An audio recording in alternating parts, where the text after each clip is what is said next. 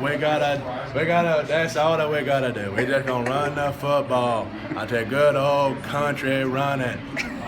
Can you do Dabo Sweeney fussing at the punter for a fake punt? So you freaking kidding me? You think that we're gonna do a fake punt? No, what? You lost your freaking mind? That we do what we do. We do what we do. Oh man, I can't believe it. What are you doing? What are you doing?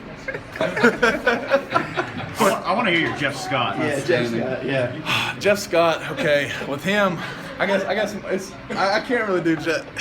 Yeah, it's more of like an inside, like only the team will know. Only the team will know what we're talking about because he does. Coach Caldwell. I already did Coach Caldwell. Because Coach Scott, okay, for the first game, I don't know why he thought this was a good idea, but he thought that it was a good idea to come out and say that they had built a 15-car garage for our 15 games underneath the Oculus, and that every week we were gonna have a different car that we pulled out, and Deshaun was gonna be the driver. Well, he gets up there, he's like, "Okay, man." And he's got a piece of paper, and a picture of a car, a piece of paper, and he's reading off of it, and I think he got really nervous because he's reading. He's like, "We have a Lamborghini Murcielago, and it's got 400." And we were like, "Coach Scott, just please stop. Just let us go play football, please. Just let us go play football." So that's kind of the extent of him. But yeah, I'd applaud if I could. Yeah. What is it that you do when you get on the bus? Who do you do? Oh man, I'll do a little bit of Coach. I do Coach Elliott. He's always got his little, I guess, words of wisdom. I'll get him. I'll get Reggie, our chaplain, Coach Caldwell, Coach Sweeney. Coach Sweeney does a really good job of giving me some firepower every week. So I always try and remember stuff that he says to kind of get on the bus. What is your favorite Dabo speech that you can do? My favorite Dabo speech. Oh man, I really don't think I can put that down to one. He has so many good speeches that I don't know which one would be my favorite. Did you do Brent? I can do Brent, but I got to keep it PG. So I don't know if I can do that, in front of all you guys. But Appreciate that. yeah, oh yeah. All right, give us one Dabo to close then. One Dabo to close.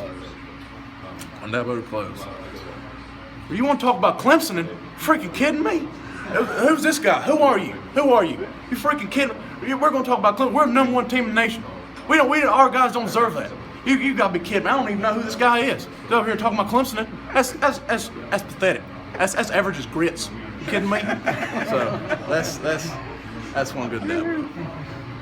What's the best one you do for all of them? Like all the coaches, if you had to go to your go-to one, like give me your best one. My go-to would be Coach Caldwell. Yeah, he's got a bunch of stories that he likes to tell in our meeting room. God, I'm trying to keep it PG, so I'm trying to think of one of his stories.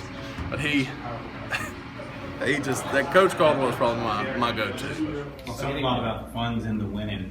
How aware are you of what Jay Guillermo does with his impersonations, and how much does that help keep the guys loose? I mean, it seems like you talk to other guys about it and they enjoy it. Now, obviously, you're one of the subjects from time to time. Oh, yeah, of course. Well, that's a great thing. I think, y'all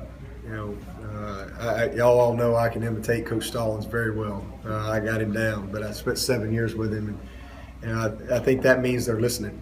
I think that means they're paying attention. I can still repeat everything, all kind of stories from Coach Stallings. Stories at the time, I'd be like, oh my God, if I hear this story one more time, 7 years in a row.